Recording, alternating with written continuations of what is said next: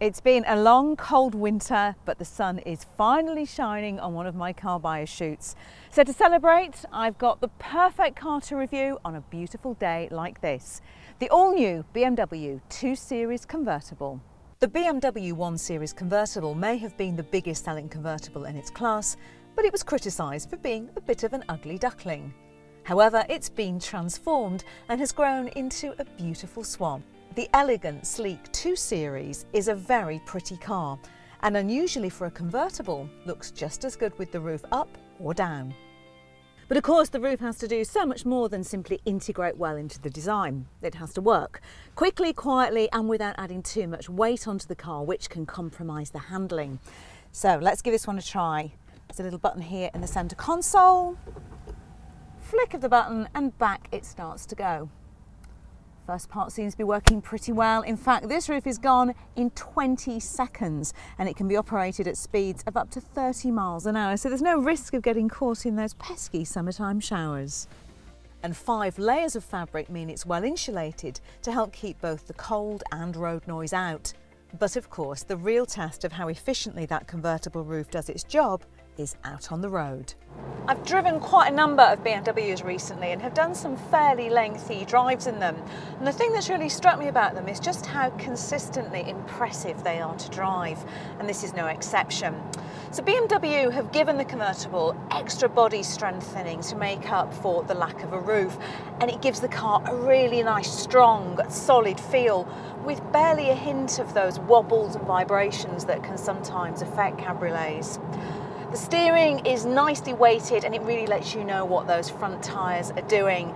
There's plenty of grip and a lovely balance to the handling. It's just a joy behind the wheel and a really fun car to drive. Engine-wise, there's a choice of 3 petrol and 1 diesel engines. The cheapest engine in the range is the BMW 220i petrol, but we think it's worth paying a little more for this BMW 220 diesel, which is more responsive in everyday driving and more fuel efficient, giving up to 61.5 miles to the gallon. When it comes to noise, that well-insulated roof does keep things pretty quiet in here. BMW say that cabin noise has been reduced by 50% with the roof up.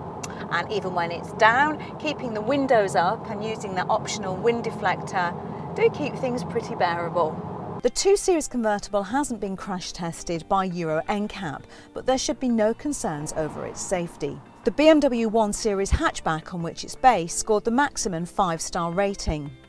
Added protection includes pop-up rollover hoops behind the rear headrests which deploy in a split second if sensors detect the car is about to roll over.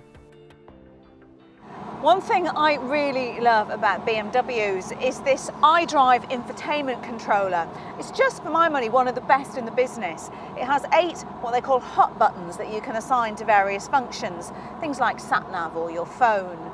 The sat-nav also receives free updates over the car's 4G mobile data connections. What's even better is that all models will feature sat-nav as standard from July 2015.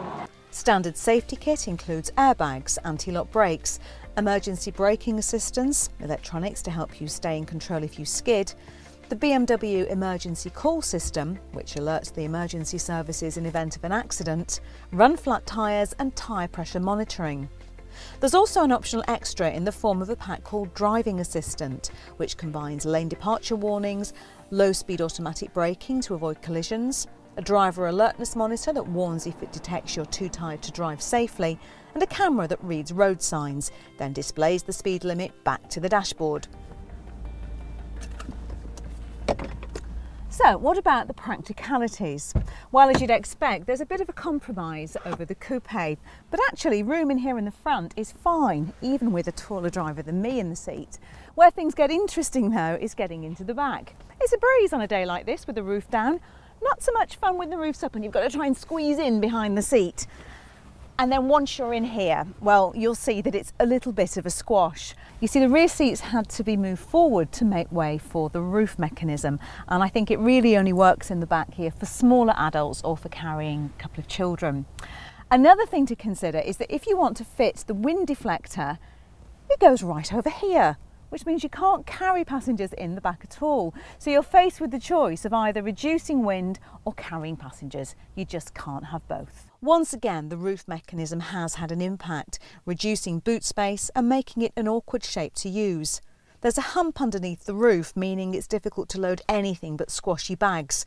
And when the roof is up, you have to move it out of the way. It makes the space better, but it's not great. And I have a feeling that the interior may divide opinion. Now, the sporty low-down seating position feels really natural and comfortable, and there's plenty of adjustment in both the seat and also here in the steering wheel.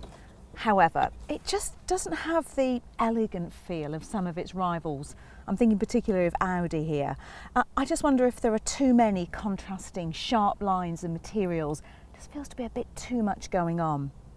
However, I can forgive all of those downsides because the 2 Series convertible does its main job absolutely wonderfully. On a beautiful sunny day like this, it just makes you want to get the roof down, get in and drive. If your heart is set on some open-top driving, then you should also look at our reviews for the Audi A3 Cabriolet and the Volkswagen Beetle Cabriolet. Click on the icon to view our latest video and click on the logo to subscribe.